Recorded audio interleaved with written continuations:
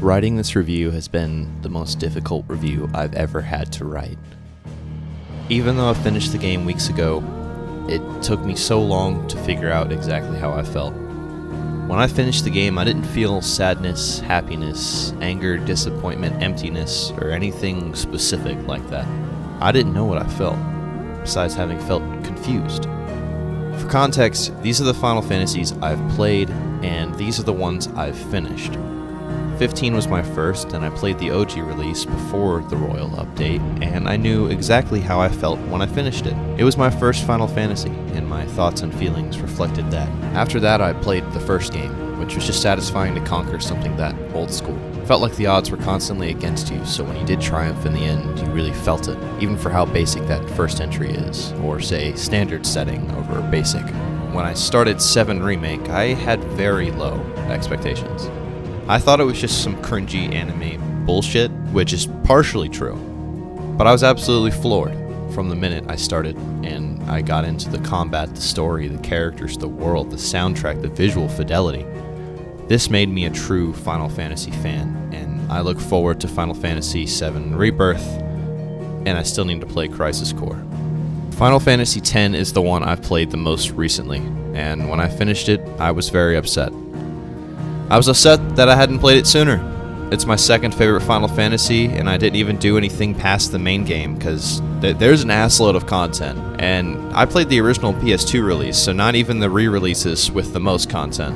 While this is all a bit off topic from a Final Fantasy XVI review, this is what's created my perspective. A fan of Final Fantasy who started at its most modern entries and can appreciate its founding entry and ones in between.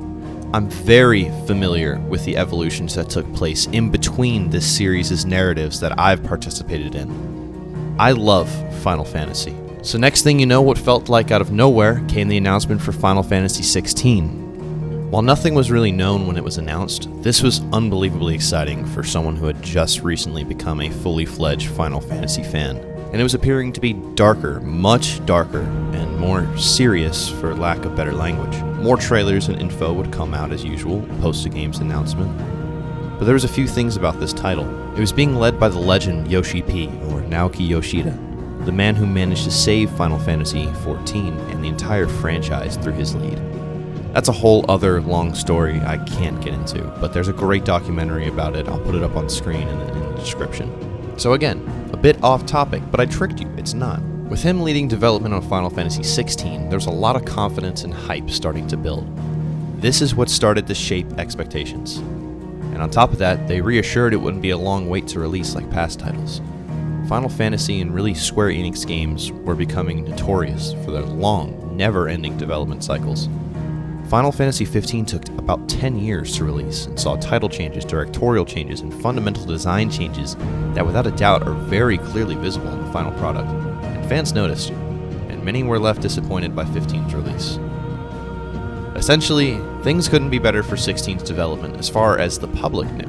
I mean, it's not like when they announced 15 they planned on it taking so long with so many different forms. But you think that would make us fans doubt, but we didn't. Yoshi P is trusted, and so there was confidence, and regardless, it's a new numbered Final Fantasy. There's only been like 15 and then sequels to those. It's a lot of sequels to those. As time got closer to release, hype eventually started to dwindle. I'm not sure if it ever picked back up or if it was ever as high as it was right before release. I can't really tell which was higher. But hype did eventually build back up because the demo drops. People get their hands on the game and they're hooked. There's talk about no day one patch, which there was, but it was so small no one could even notice. People that didn't even like or give their blind eye to Final Fantasy started taking notice. And the developers were confident. They had just spent the majority of the year before release dedicated to polishing the experience. And then it was only counting down the days until release, each day slower than the last, and then finally it came out. So I guess it's about time I actually review the game, huh? I said I didn't know how I felt about the game when I beat it, unlike other Final Fantasies, and that I felt confused. And well, it's been quite a while since I finished the game. I think it's been about a month now. And I haven't had access to it since, honestly, I don't own a PS5. My brother happened to get one and let me have it specifically to play this game. Thanks again, little bro. So, I've truly been away from it since I finished it, and well, what do I think? What do I think of the most recent entry to the long, ongoing, ever-continuous franchise that actually doesn't have continuity? Like, they're all disconnected. So, what do I think of Final Fantasy XVI? Well, I love Final Fantasy XVI, but not every part of it. There's a darkness at the heart of this world, and I'd have you see it. I'm glad I'm finally getting my thoughts out. 16, in comparison to other Final Fantasies, in my opinion, is so much more densely packed with story, world, and characters. It's not even close, in my opinion. This is the most rich experience I've ever played in Final Fantasy, and period. Which would explain why I couldn't really process it all immediately. There is so damn much in this game, and at the same time, there isn't. I should clarify that I love 16 flaws and all, and in my opinion, many it has, many. While the soundtrack is my favorite Final Fantasy soundtrack I've ever listened to, being able to just by audio alone move my emotions in any direction it's trying to move them. And the world's lore is so intensely thought out and fully realized and feels like stepping into an actual world closer to an alternate reality than a narrative someone wrote in terms of detail. And the characters are the most intriguing and well-written characters I've ever seen, and that they truly feel like real human beings and not just some characters. And for the gripping narrative that pays off all it takes with a surplus of interest back to you. And for the absolute beauty that is any scene in this game, anytime you stop to smell the roses, which you can't help but to do so often. And it's so worth it to marvel at the beautiful landscapes and castles and caverns and just to stare out into the open. For everything this game gets not only right as a Final Fantasy, as a video game, and as art, and these aspects genuinely exceed quality I didn't think was possible. True 13 out of 10s in these ways. But for everything it blows out of the water, there's something that if these other things hadn't been so astounding, then they wouldn't have been so noticeable. For all of those things, there's the non-existent equipment and crafting system, the seemingly deep but ultimately unfulfilling combat, the narrative plot holes, which, yes, there are very little and they are fun to speculate on. You wonder why they included them at all if they were going to do it the way they did. And no, it is not because DLC was planned, as the devs have only recently clarified that they never intended on making DLC, but they are now considering it after some high demand. There are aspects of this game that few games and pieces of art come close to even a conversation about being comparable. Again, this world, the world of Valisthea, feels so real, but in comparison, again, the equipment and crafting system is one of the worst I've ever seen, and I just don't understand what happened. This is something I will not concede on, unlike the combat.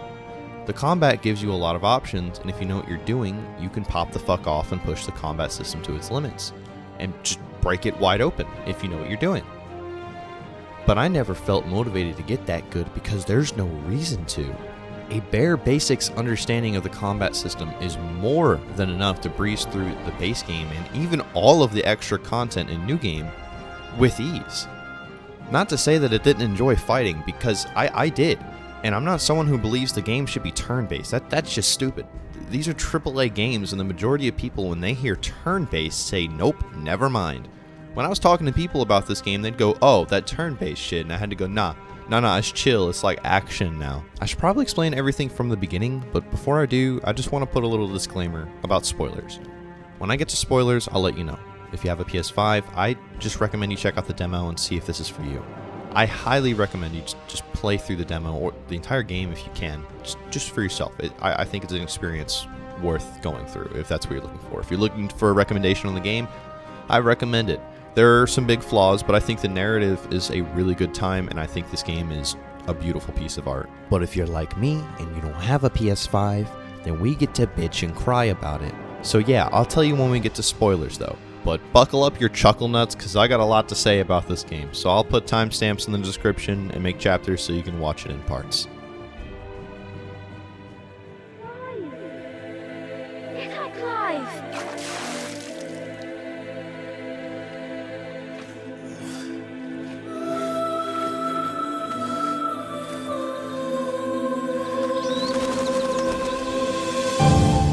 I think it's best to tackle the story first, and I'm kind of just going to go through the setup of the story, which is what the demo covers. So if you want to skip to the next section, you can hear my general thoughts about the narrative. So the game opens slowly into a hectic fight between two fiery creatures. They crash into the planet, and before you know it, you're controlling the fiery bird. This being the Phoenix, if you're familiar with the series, or the marketing, or the box art. And you start blasting fireballs at this hell creature before they confront each other, and we pan out to see our protagonist staring into a fire. At the moment, you're kind of left unknowing at the significance of this battle. We're quickly shown our first group of characters with our main character around the campfire, discussing their plan to capture the dominant. And only the dominant. And that their kind don't take orders. They all seem to have a strange mark on their face. The fire is put out by some magic, and you move forward.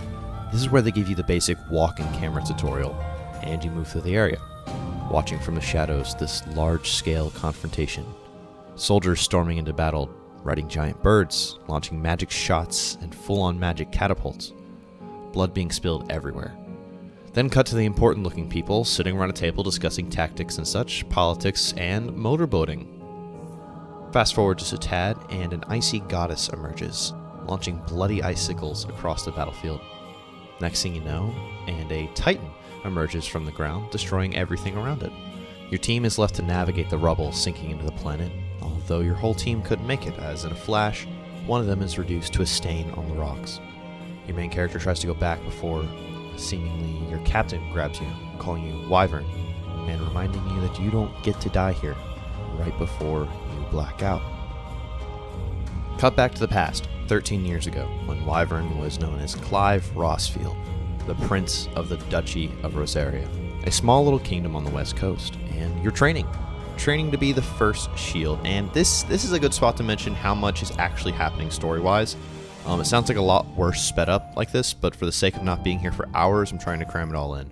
But as an in-game mechanic, there's something called the Active Time Lore, a play on the old-school combat system's name, Active Time Battle. But this allows you to, at any time throughout the entire game, basically, press pause and read up on what the fuck they're talking about as they talk about it, and they bring up new things. This is really useful if the game is just too overwhelming story-wise, or if you forget something. For me, I was never overwhelmed. More like I didn't grasp certain things until much later into the game. But this never put me at a disadvantage when it came to enjoying the story. I never used the Active Time Lore, and I understood, I think, exactly what they wanted me to when I was supposed to. They reinforce things over and over again, but they teach you the world slowly without deliberately telling you about it. But if you did want to deliberately read about it, they also give you that option, but you can ignore it like I did, and you will still have a wonderful time with the story. Anyways, the shields. The shields are knights sworn to protect the Phoenix, the dominant of fire which runs in Rosaria's bloodline. And a dominant is a person who can embody a god of an element, basically. So like the ones in the beginning fight, the ice goddess, Shiva, and Titan, the earth god. These dominants can not only channel these powers, but straight up turn into them, and they're called icons. The dominant of fire you're sworn to protect is actually your little brother, Joshua. This section where your training is the combat tutorial, which I will explain fully later, but basically you learn the mechanics, whoop the head shield's ass, and move on. Your papa and mama get home. Your mother hates you, seemingly, as she seems very worried about Joshua and scoffs and looks disgusted at you. We find out this is because Clive was rejected by the Phoenix, unlike Joshua, who is your younger brother, but he was still chosen by it after you were rejected, so he is the heir to the throne. But your father arrives with this great, triumphant music, greets everyone with a smile, whether or not they're family, and he tells Clive that war is coming and to meet him in the throne room. On your way, you can briefly walk around the barracks a little, but progress forward and you get stopped by a man who drops something. You see it's a man in rags, and with that same strange mark on his face that you had in the beginning section of the game. A man labeled by the subtitles as Slave Master quickly comes over and apologizes for the other guy's behavior before scolding him. Clive doesn't seem to be offended and moves on, but these people are slaves. They're called bearers, and in this world there are two kinds of people. Those born with the ability to use and channel magic, and those without that ability. Dominants are essentially bearers with the ability to channel iconic powers, but otherwise people born with magic are branded and treated as slaves. Speaking with your father, he reaffirms war is coming and that they're to move Joshua to a sacred ground known as Phoenix Gate. But before that, you need to look into a goblin issue. This is where you meet your two companions, Sir Tyler and Sir Wade, to help with looking into the goblins. The next section is the swamp, where you learn more combat features, big goblins, fight big goblin, and get to fight big ol' monster Marble Row. Again, this is an extended combat tutorial and a chance to get used to the combat. Very cool, very flashy, especially the first time. But we'll get to the combat, we'll get there. Meeting back with everyone at Phoenix Gate after taking care of the goblins in the Marlborough. Everyone is feasting and celebrating your victory over the marble. They call it a marble in this game. They used to be called Marlboros. I don't know what happened. I can't imagine. Joshua walks out of the feast outside to find Clive. They talk and enjoy the night sky, as Joshua confesses he wishes Clive were the Phoenix and not him. And Clive reminds him that everyone is counting on him, and what everyone's doing is for him, that Joshua needs to fulfill his duty and Clive his. That being to protect Joshua. Cut to Joshua asleep, and he's woken up by the sound of fighting. Sir Wade busts in and tells Joshua they have to go and that they're under attack. The castle they're in is on fire, dead soldiers everywhere. They were laughing. Unbelievably difficult for someone Joshua's age to be seeing all of this, but this is the harsh reality of the world. Joshua is briefly reunited with Clive and their father before needing to separate again. Clive tells him that no matter what, he'll protect him. It's his duty, and that again, Joshua must do his. I know. You have to keep Father safe. I'm counting on you, Joshua.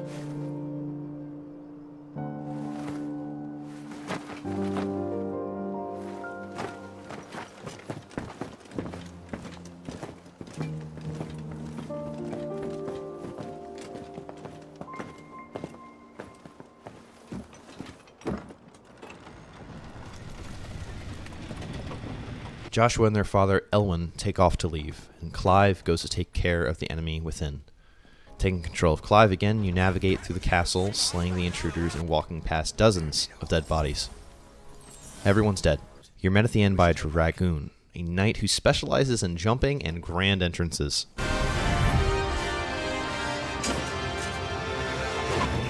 Clive, look out!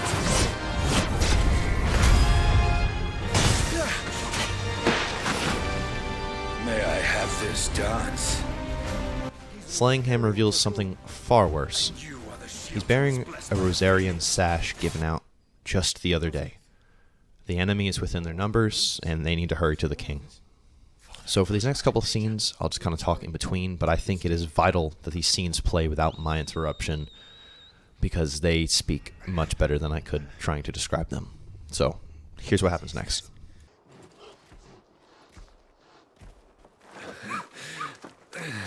Uncle, you're all right. Thank goodness.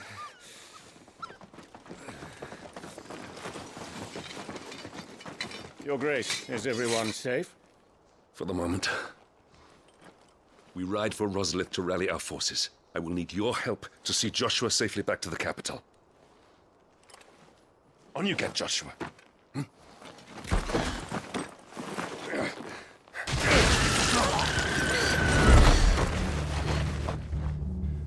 Father? I'm sorry, Your Grace, but that won't be possible.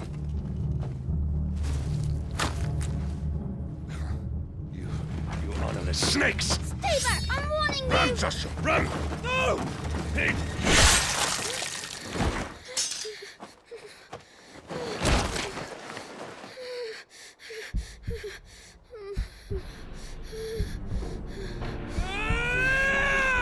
Traitors! Your Highness!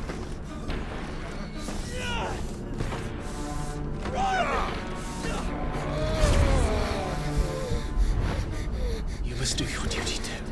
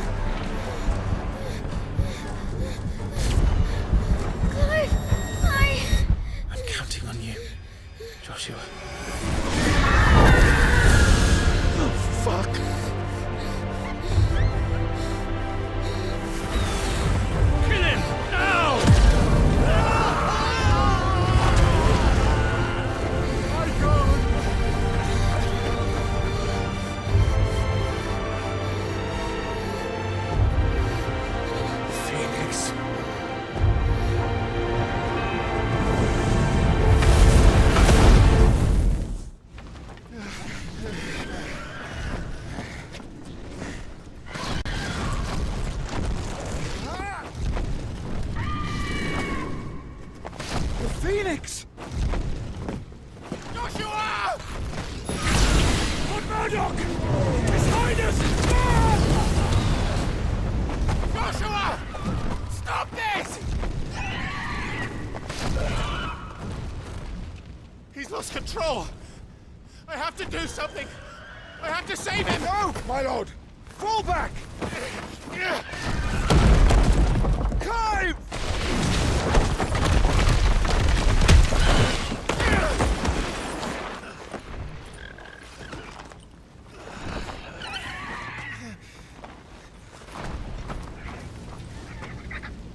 Thank you, Carl. You saved my life.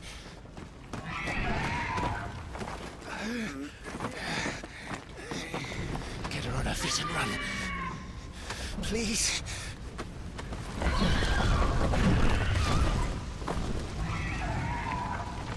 Joshua, are you in pain?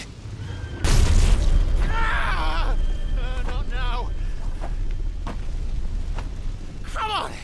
You're his shield. Do your duty. Save him. My lord?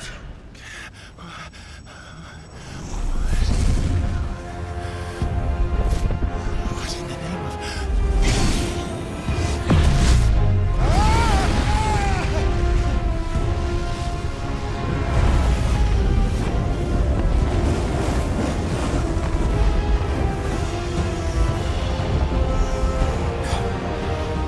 Second icon of fire. But that's impossible.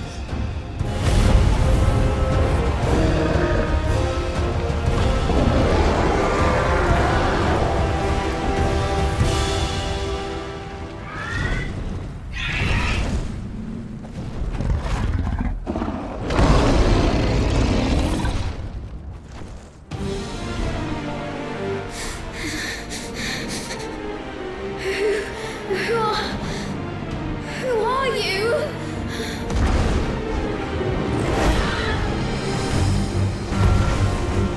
Leave me alone!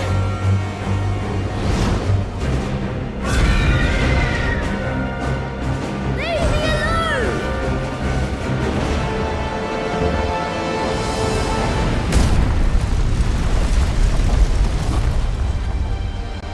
Now we are back where we started in the very beginning.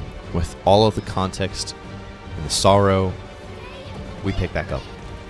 Playing as the Phoenix, Joshua fighting Clive, or whatever this hellspawn is. Another dominant of fire, which seems to be impossible. Throughout this fight, you see the scale this game can create. The battle feels monumental.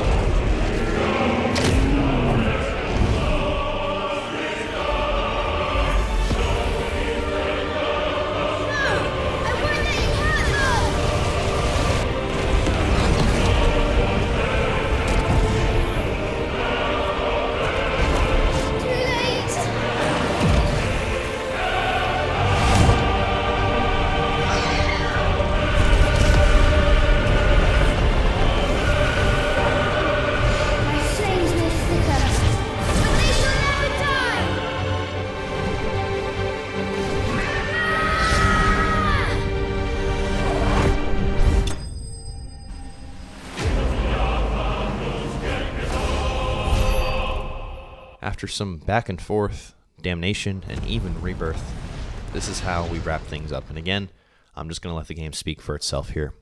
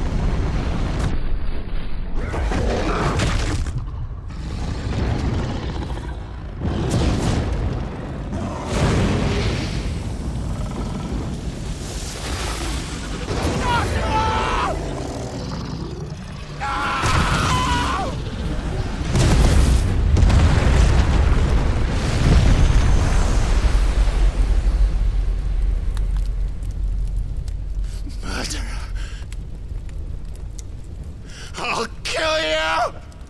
I'll fucking kill you!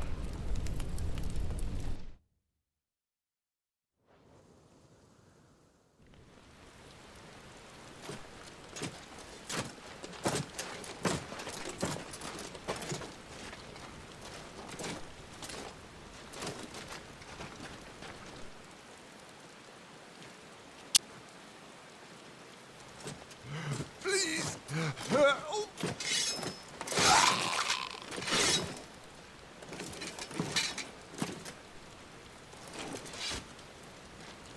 Quite a mess that monster made. Damn shame about the Phoenix, but can't be helped.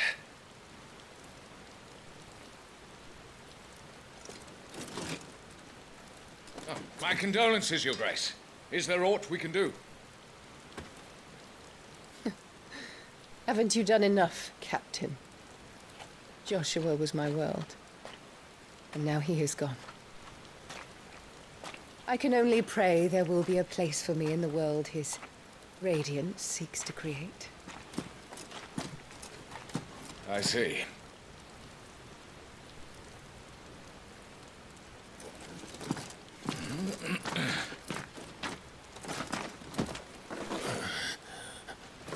Your Grace, over here.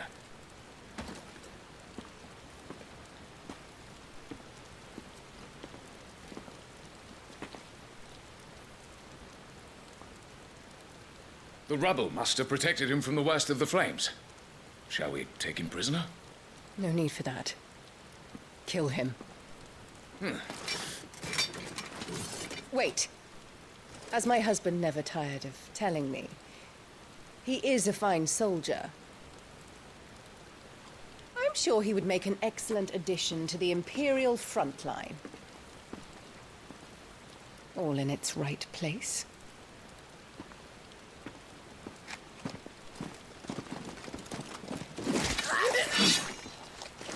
Take this one.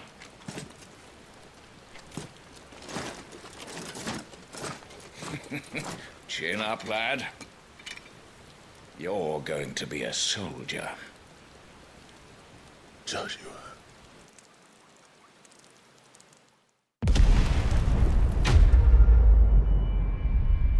And that's how the game sets up. You spend the next 13 years looking for your brother's murderer, and you can obviously see the flaw in that idea. So it gets really interesting and goes in unexpected directions. And that's sort of all I'm going to bring up until the spoilers section, where I'm going to touch on just a few things narratively around the end, which I will, again, define when spoilers are present. While I definitely can't do as good a job as the game can at telling its story, I hope I did a decent job of giving you an idea of the setup and the intrigue that was built, because that was where the demo ended. So you can see how people got really hooked into the narrative, and I think it pays off much more handsomely than you give. But to talk about the narrative as a whole, it is absolutely a strong point, and it's truly astounding. This is one of those things where if you're not enjoying the story, this game may not be for you. But to me, I think the story is really, really interesting, and I was not disappointed with the way it went. In fact, it always kept me on the edge of my seat, and I applaud it for that. But with that, let's move past the narrative and into the combat. And we follow.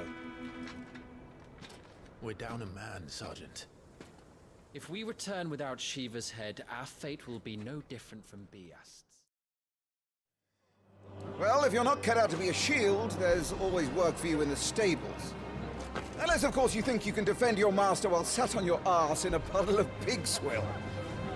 Okay, it's time to talk about the combat, and it has a lot of moving parts and possible actions that can be taken at any moment. You can jump, dodge, attack physically, attack with magic, and then you have your iconic abilities. You start with Phoenix and gradually unlock more as you progress through the game. With Phoenix alone, you get a set ability, and 2 mappable ones from a pool of abilities. The set ability is bound to circle, and for Phoenix is a dash, which allows you to attack the enemy, but not without being completely vulnerable. It's not a dodge. Out of your mappable abilities, you have a rising uppercut, a spin move, a magic parry, and the ultimate, which is an AoE that deals damage and heals you. All of these abilities get used, and then they go on cooldown to be used again. On top of all of those, you have the skill tree, which at the base lets you unlock things like a taunt, charged magic blade, charged magic, a jump you can do off of enemies, master them to unlock cool things like a second jump off of an enemy, which it sounds like I'm making fun of this, but this allows you to soar into aerial combat with a large safety net for your combos in the air. You can then master your abilities as well for more damage and longer effects and things like that. On top of all of that, you also have your canine companion Torgal, who will passively attack but can be commanded to attack to send an enemy up into the air or even heal you a little bit. As you progress just a little bit into the game, you unlock more iconic abilities. The next one you obtain is actually Ifrit. Hey, editor's note, you actually don't unlock Ifrit first, you unlock Garuda first. I don't know what I was talking about because clearly you can see I have Garuda before I unlocked Ifrit. So yeah, just I was wrong. Which has the same space as Phoenix, giving you some new abilities to add to that pool Phoenix had originally. Hey, another editor's note, I neglected to mention the semi-prime mode at all. It's basically a rage mode like in any other action game that you unlock at the exact same time as Ifrit, and it's pretty badass, it's pretty cool. Yeah, I'm gonna show it off a little bit here. This is what it looks like. You just kind of go sicko mode, and yeah, I forgot, I fucked up at this part a bit. But I'm more talking about the next icon as in Garuda. This gives you another weapon wheel that you can switch to freely. You basically have a grapple hook as your set ability, allowing you to pull small enemies to you and at the right time pull big ones down. And a slew of other abilities I'll explain in a minute. But this sounds like a shit ton, right? But the game is genius and feeds these things to you at a pace where you're fully comfortable with what you have before getting something new.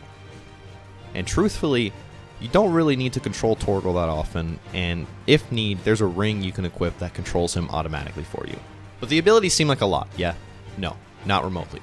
Maybe for an action game first timer, it seems intimidating, or someone who's never played a video game in their life, but I promise it is nowhere as bad as it seems. Why is that? Well, let's look at the ability. That was dumb as fuck. Moves are divided into a few different actions. Damage moves, stagger damage moves, counters, and dodge moves. Damage moves are simple, moves meant to deal damage primarily. Something I haven't explained yet is that enemies have stagger bars, and when they're fully taken out, they get staggered, taking increased damage the more you hit them. Moves like Garuda's swipey swipes barely damage the health bar, but do a number to the stagger bar. Counters, I think, are also simple. Time it correctly with a projectile coming towards you or a hit and return the damage. But that is also different from parries. I'll mention parries after. Dodges, which are self-explanatory, moves meant to maneuver in, out, or around combat. Parries, I just mentioned, are different from counters. It is when you hit certain enemies' attacks at the same time they hit you, you will actually slow them down and be able to get in a bunch of damage on them because they'll be basically frozen. That is different from counters though, and they're a lot harder to do intentionally, I think, unless you really get them down. Before I talk about my problems with the combat, I really should mention how fun it actually is, at least on the first playthrough. I wasn't dying to keep playing in this combat system, but on the first playthrough, it is fun as hell. I think this game has the most satisfying dodge mechanic I have ever seen. And it's hard to explain, but basically, you dodge, and if you do it right, you do it really cool, like this. Isn't that amazing? No, but seriously, it is extremely satisfying when you start landing these dodges over and over and over, these precision dodges, where you just swipe out of the way perfectly, slow down a little bit, and beat the shit out of your enemy. Sometimes you gotta do it multiple times because it's not enough to just do it once because the enemies have multiple hits to their attacks. There's one item in particular as well that changes your dodge. I'll show what that looks like here, and it is even more satisfying than the base game precision dodge because you slide so far out of the way when you dodge, like it's slowed down, zoomed in, and then you get to just pounce in. It is cool as hell. This game is flashy and very cool when it comes to the combat system. But what is my problem? Sounds like there's a lot here to master. What moves into what other moves and when and how much of them and all that. But the issue is you never need to get good at the combat system because you can simply spam all of your moves until they run out, and then do them again when they start refilling and attack normally in between while they're cooling down. This is the bare basics of the combat system, a surface level understanding, which isn't even an understanding, and is literally all you need to finish the game with minimal deaths, including most of the side content. There is no reason to get good at the combat system at all, and no reward except getting it done faster and I guess looking a little cooler. And so for me, I felt no motivation to learn the best way to combo and cancel and string my arsenal together, because simply cycling through every ability was more than enough to make this game a cakewalk, and it was the most effective way without spending hours trying to get good at it. To reiterate, this game was a blast, but I did not want to replay this game immediately after beating it. And this was for multiple reasons, but one of them was I was not that excited to jump back into the combat with my endgame abilities, which would have been New Game Plus. Essentially, the combat's depth is meaningless, and even if in New Game Plus the combat's execution becomes more integral to success, that doesn't matter because the core experience isn't the same. So why would anyone assume that after finishing the game the first time, this would be the case in New Game Plus? Regardless, this is not something I'm set in stone on. I'm willing to admit fault on this in the future. It's possible I misunderstand the combat, but this is just how I feel about it. So yeah, let me know your thoughts. Let me know if I'm a big idiot, but the combat was very fun and very cool and looked very nice, but it was no more than that. And once you realize that, to me, it kind of ruined it. It kind of ruined the magic that you thought you were like doing something. And so when you went to go intentionally do something and get good at it, you realized there was no point in doing that, because it's much easier and more effective to just spam all of your abilities. Especially in the end game, there are some abilities that are just no-brainers. They are screen wipes, okay? But yeah, let me know what you think. But speaking of flashy, kaiju fights. I'm going to talk about the icon fights because I almost forgot. These are some of the best parts of the entire game. I'll be using the fight with Garuda for reference, but hey, it's me, Ding Dong again. I don't have the Garuda fight, so I'm showing the kaiju fight that comes after that, okay? This has been a long process, just bear with me. They ramp up more in scale and bombastic every time you get to a new one. They are fantastic. So you are Clive, our Ifrit, the Hellspawn icon from the beginning of the game, and you get to control Ifrit throughout the game, progressively getting more abilities, but it's essentially the same as controlling Clive, but much larger, and the scale can truly be felt during these clashes. Like I said, ramping up more and more every time there's a new icon encounter. And these are some of the best parts of the entire game. I love them. And just look at them. They're a spectacle. I'm going to show you one more later in the game. I'm not going to do that. Don't do that part. Don't add that part in. I'm not going to actually show more. I changed my mind. Something I will not change my mind on is the equipment system. It's genuinely very bad. Like very, very bad. But let me tell you why. So it's quite simple. You have this at the top. You got your sword, your belt, and your armlet slots. And at the bottom, there's your accessories. You can wear your necklaces, your rings, whatever you want. But as long as it's not a sword, belt, or armlet. Now, the accessories at the bottom are quite good. Equipping the right one can change the entire way the game is played. This is where you equip that Torgal ring, that dodge ring I was talking about earlier. There are items that give you buffs when you dodge. There are some that auto-charge your magic, on top of items that do more basic things like buff money drops, buff experience drops, specific abilities, decrease their cooldowns, etc. These are more intuitive than the top half. Problem is in the top half. It means absolutely nothing.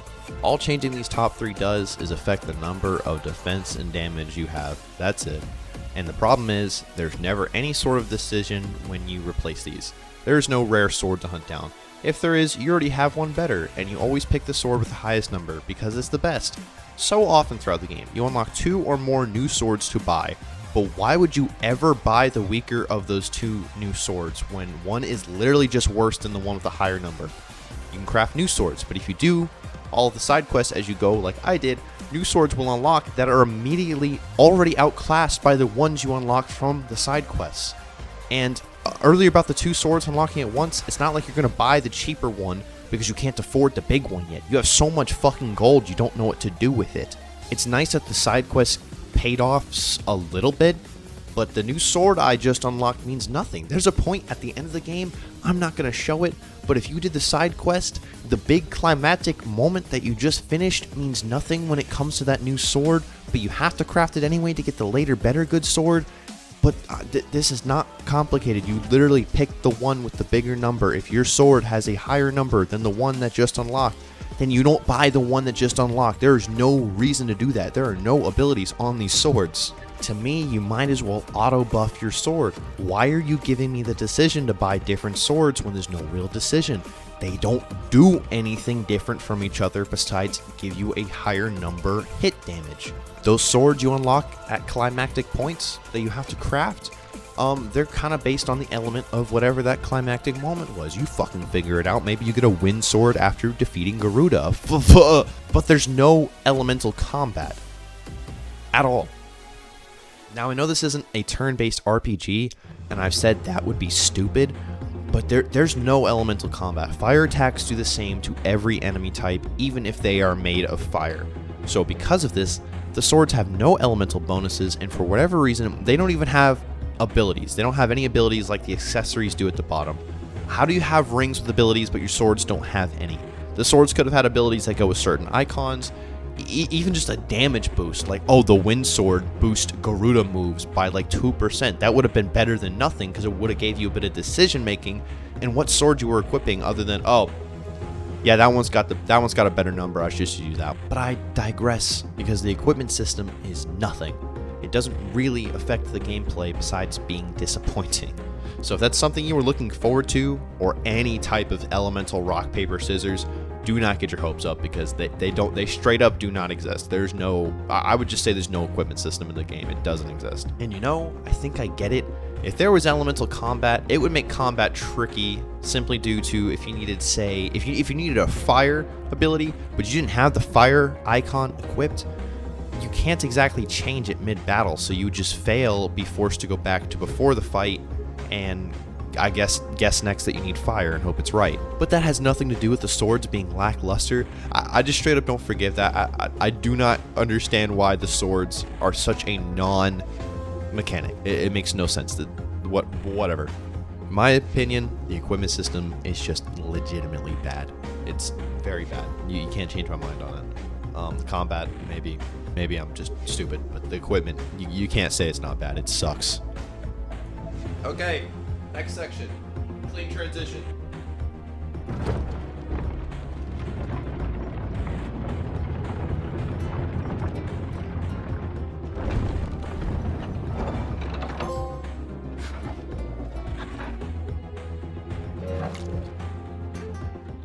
All right. The soundtrack is phenomenal. I heard their composer is the guy who composed the music for Final Fantasy XIV.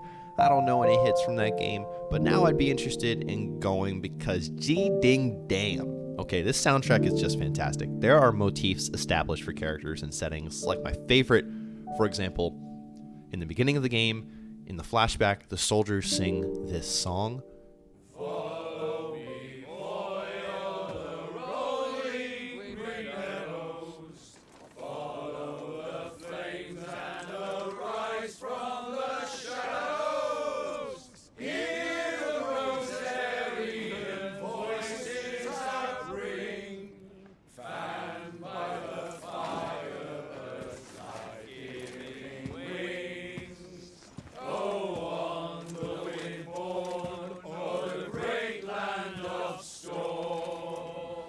My friends, louder! When you revisit Rosaria in the fields, the theme music sounds like this, and it just makes this little connection that's just so fucking beautiful, that the soldiers were a part of this land and the land is a part of the people. It just, it works so good. And there are just so many other hits like this boss battle theme. What's in there?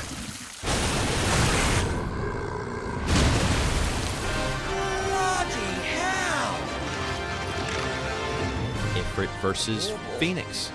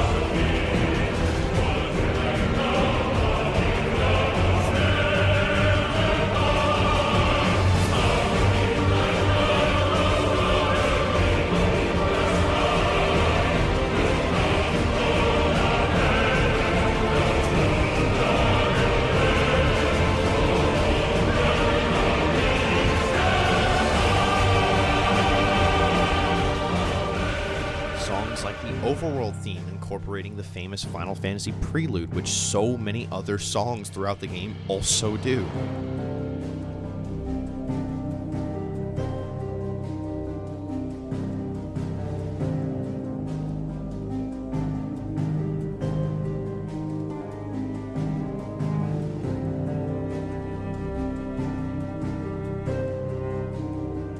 Again, run back the Archduke's theme.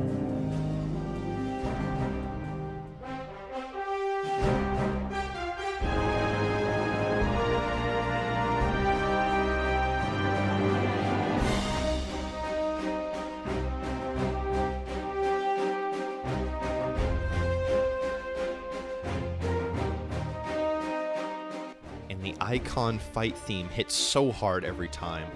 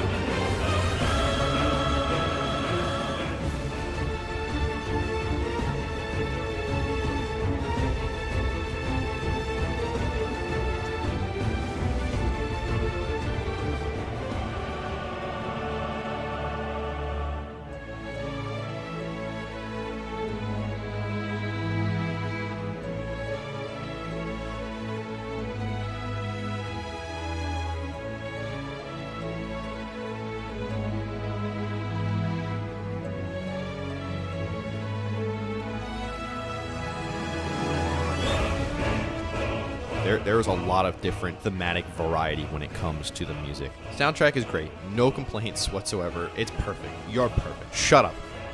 Oh yeah, sound effects are really good too. Bye-bye. Fuck off. And when he does, our nights would only get in the way. The visuals. This game is truly beautiful, and the world is a piece of art. And I'm going to be talking about the visuals and the world at the same time here. Graphically, this game is phenomenal, and I should clarify, I played on graphics mode over performance mode, because while performance would hit 60, that was only sometimes, and it would often dip into the 40s or back down near the 30s, so I opted to use graphics to keep the visual consistency, and this game is just stunning, no questions about it. I multiple times stopped just to look at the sights. And what sights there are to behold. This game truly speaks for itself. This game is stunning. Again, no complaints. On graphics mode, I had no hiccups at all. Except in giant boss battles when I would spam screen nuke moves on top of each other, then it dipped a bit.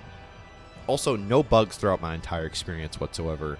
Not even a one, which is just incredibly impressive for the scale this game is. Now, the world and lore they build and throw on you is amazing. Like I mentioned in the story section, they have something called the active time lore, which can not only bring you up to speed on what's happening, but goes further in depth on topics that isn't outright explained, if you want that. And to sound repetitive, like I said earlier, this world feels truly realized, like a legitimate world. It's so fucking impressive. To continue to sound redundant, no complaints. The world is amazing, and every bit of intrigue it builds, you are rewarded and then some on your investment. The entire way, start to finish.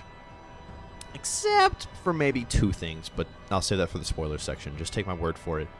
It's something not easily described. But characters, I can try to put into words. Clive is my favorite protagonist amongst all the Final Fantasies I've played, and I feel like it's not even close. He's not just an edgy, brooding muscle. He's very sensitive and has a lot of emotions and fucked up things brewing around in his head.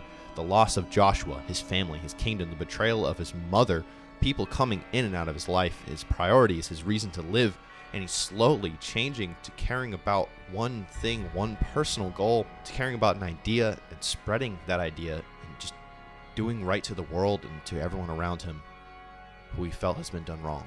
And all the side characters each have the exact amount of complexity that they need, while avoiding spoilers, of course. And all of this is conveyed perfectly through the voice actors. Think of it as my decoration for long service and exemplary misconduct. The cast for this game, every single role absolutely crushes it. It is so fucking impressive that the voice actors have done such a good job. What they have done for this game. They make this world feel realistic, and without them, it is not as magic as it truly is. The characters feel like people, and the fact that people repeatedly don't seem to know is that this game is not localized from a Japanese script. Not in a traditional sense anyways. The original draft was written in Japanese, but when it came to applying it to the game for the first time and finalizing it, it was all done in English first, not Japanese, and so the mocap and lip work is all based on the English script and actors. Then it was translated to other languages, which is very uncommon, if not non-existent, for a Japanese title. So for English speakers, this is the intended script and experience, and it really shows. All the little face moments in those mocaps, those really detailed cutscenes, it really, really shows. To summarize, the world is worth your time. These characters are worth your time, and then some. This game, in these regards, is truly something special. And honestly, I think that's what puts this game as so high up for me. It's the world. It's beautiful. Now, how it's actually navigating the world, gameplay-wise. It's very mid. There's a lot of beautiful spaces that have vast fields and spiraling dungeons, but there's usually only literally $2 rewarding your exploration or a crafting item that you have 1,000 of. And this game is not open world. It is level-based, essentially. And in between those levels, you can return to this place called the Hideout, which is your main hub. You usually come back here after a big story moment. You can use the stone here to replay missions, train, and try out new combat techniques, even though there's no point in that to me. And there's even this little music player that you can find and purchase songs for to play at the Hideout, and it'll play whatever you set it to.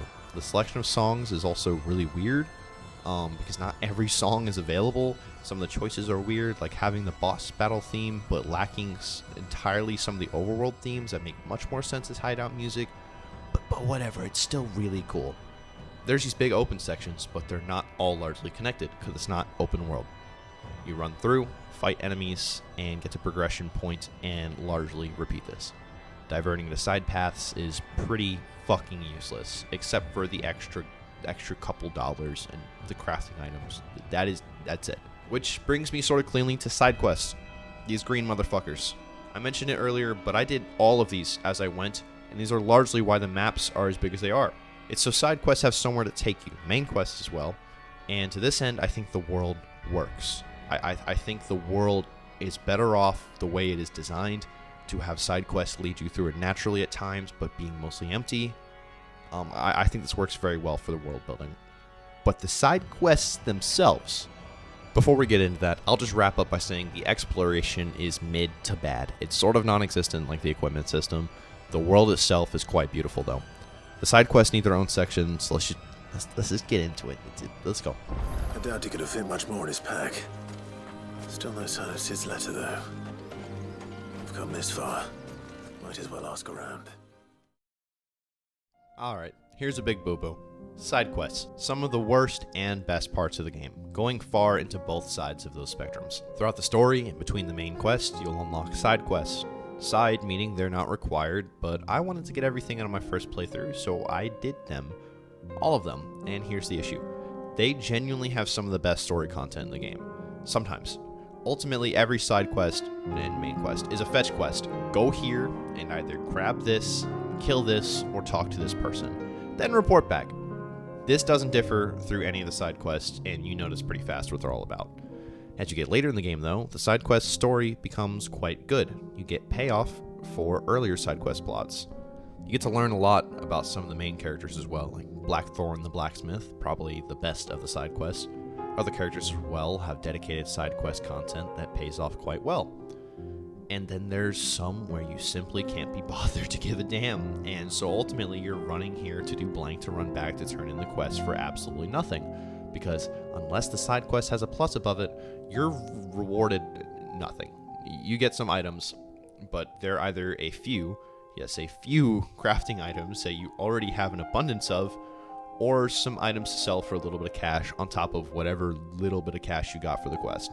Which, if the quests do give large amounts of cash, I didn't notice because cash is in abundance in this game. This is never something you're hounding for.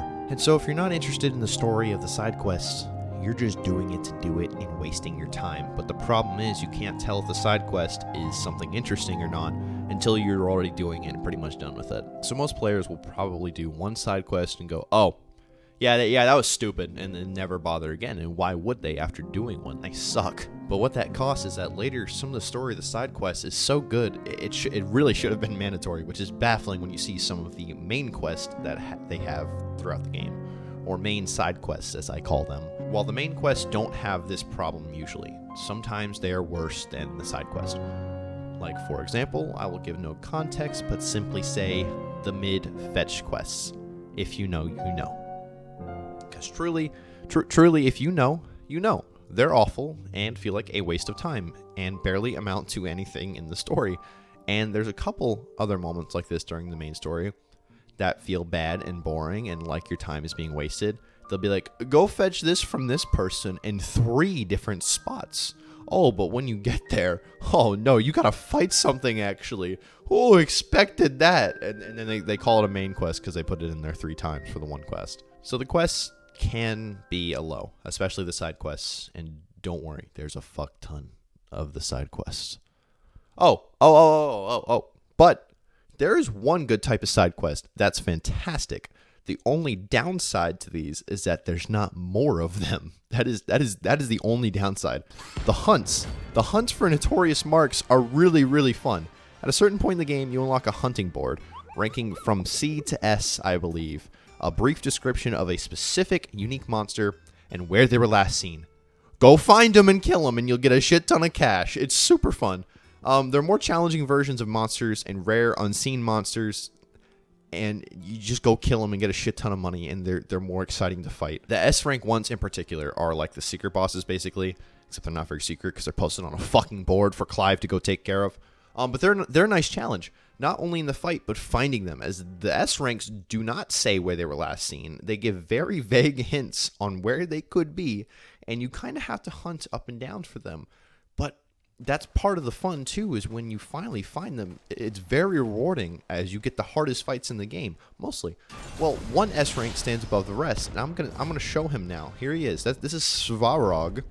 He's around the beginning, middle of the hunts overall, and he is by far the hardest and most engaging to fight, requiring you to learn his patterns and dodge and hit when able to. This is a Dark Souls fight, as the windows to dodge and hit are very brief. This one took me the most tries and was the most fun to finally kill, and I managed to do so at level 38. I was very happy. But then another problem. This is by far the best hunt, and it's in the middle. All of the rest, even the other S ranks, don't come close to the amount of fun this one was. Not even nearly as difficult. I just wish there was more challenging fights like Svarog, and that Svarog was saved for later. But regardless, the hunts are a huge plus. Side quests suck, but the stories are amazing. So that's all I gotta say. I don't have nothing else to say. The side quests there's a fucking lot of them, man. Like, you'd get a story quest done, you'd be like, oh boy, I can't wait to do the next story quest. No, here's eight side quests. Good luck, Chucklefuck.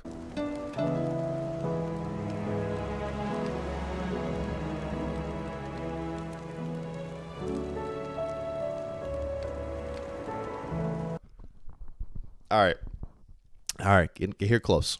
We're getting into spoiler time.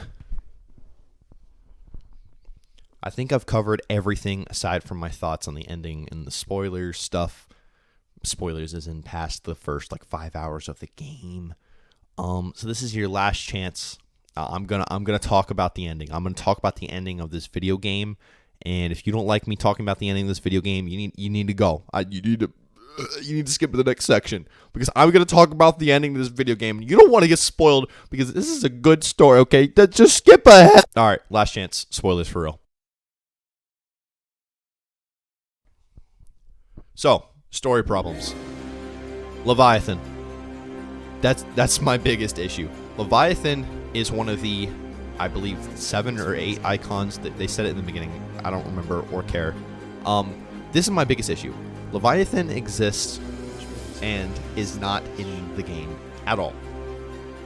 And I just don't understand why they bothered to write Leviathan existing in the game if they're not going to use it at all. And it's kind of bullshit to say, he's just not around. He's just, he was busy during this Final Fantasy game, when every fucking main character has a fucking icon, okay? I'm surprised the Chocobo didn't have a fucking icon, alright? Like, everybody you thought was dead is alive. And they're also super relevant and have been their main character material now. They're super, super important now. I'd rather there be one less icon and they not even bother mentioning Leviathan if they're not going to use him. I think a lot of people wouldn't have really given much thought if they said, oh yeah, she was the warden of water and ice. I don't think people would have really cared, because they clearly didn't have a spot for Leviathan aside from one line mentioning him. So why bother is my question. And no, it is not because of DLC, unless the devs are just lying, which is possible. I'm not going to say that's impossible, but the devs have just recently said they never intended to have DLC and that the story was meant to be complete.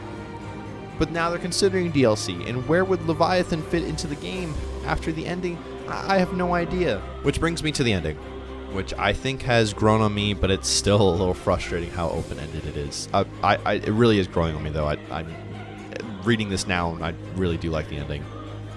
I kind of wrote here that I would like a little conclusiveness to the story, which is true. But I moved on because it's been a bit since I beat the game, so I don't care as much anymore. So now I like the ending more. So what are you going to do about it?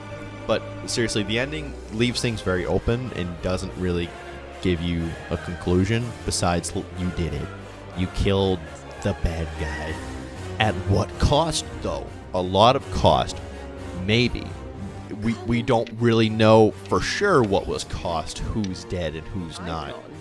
Because let's let the community figure that out and make up their own answer. Spend all this time writing a fucking video game, you need to put a fucking ending. But yeah, that's pretty much it. That's all I got for the spoiler section. I just wanted to kind of complain about little stuff in the story. And I'm willing to be proven wrong about these. That's sort of the fun of this discussion. But as of one playthrough, which is what I did, this is how I feel. I also started to go for the platinum and lost any drive to do that after starting Final Fantasy mode and realizing I'd have to do most of the side quests again for the best weapon in the game, which isn't a trophy, but I wanted to go for more than the trophies because the trophies hardly cover the game. They don't even have a trophy or any requirement to get all of the music discs, which is a very basic collectible. What's up with that? There's nothing for like opening all of the treasure coffers, nothing like that. It's like they got there. There's 50 trophies. It's like they got there and they just said, that is a nice and round number. Why don't we just stop adding trophies? I really feel like that's what they went with. Also, I didn't really feel like getting the sword too, because if I would have got the sword, what would I have left to use it on, since I would have just beat the game and most of the side quests again? But yeah, I'm done ranting. I'd be willing to discuss these things in their own video someday, because this video is long enough. Story, high points, very good. Upset about Leviathan, will make full video. Ending, good. Love this game. Mwah, mwah. Bye.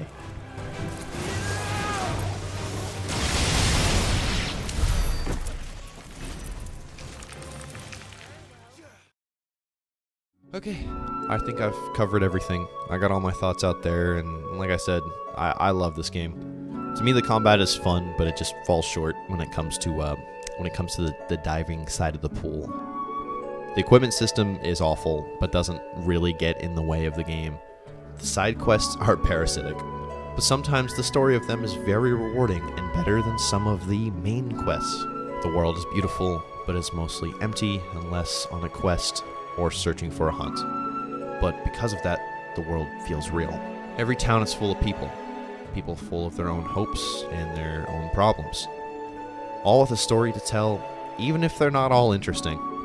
The soundtrack is just so astounding, stupefying even, and the story and characters are truly wonderful. Something genuinely special, and in my opinion, one of the greatest. I give Final Fantasy XVI my score, my final score, of 9 out of 10. It's an unforgettable experience for multiple reasons that I don't regret pouring all of those hours into, or even the hours into writing this and making this. And I look forward to eventually buying a PS5 to jump into that New Game Plus and relive the story, even with all of the flaws. Final Fantasy XVI is my favorite Final Fantasy game. Thank you so much for watching. Sorry if this dragged on a bit. I had a lot to say, and I really needed to get it into this video so I can move on with my life. And I did my best to get it out there. And right after I started writing this, I caught COVID and was stuck in pain for several days, so that was fun. I just kind of put that in there, so if I ever go back and watch this video, I can be like, oh yeah, that's what happened. But if you enjoyed this, consider leaving a like. If you want to see more reviews, I plan on it. I also do really goofy stuff as well, so check that out if you like goofy googling. And subscribe if you want to see all of my uploads. The next big review is probably going to be Armored Core 6. Might have something in between there, some little sprinkly doos, but if you really want to see what's coming next, just stick around and just let me know what you thought. Let me know what you thought about what I said. If I'm an idiot and missed the point of something, please let me know. I'll admit when I'm wrong, and if you agree, you disagree, let me know. I love to talk about this stuff. And thank you for watching. I'll see you around. Later. Peace. I also wanted to point out these two videos I watched while recording this. I just thought were really good discussions around the game. I'm just going to put them up now and kind of put them in the description. I think they're worth watching. They kind of went over what I was talking about, but a much more condensed format. Especially this one here. I like this video a lot. The first 40 seconds like sums up my entire view on this game. So if you came here for some reason instead of the rest of the video, watch this guy's first 40 seconds and you watch my video.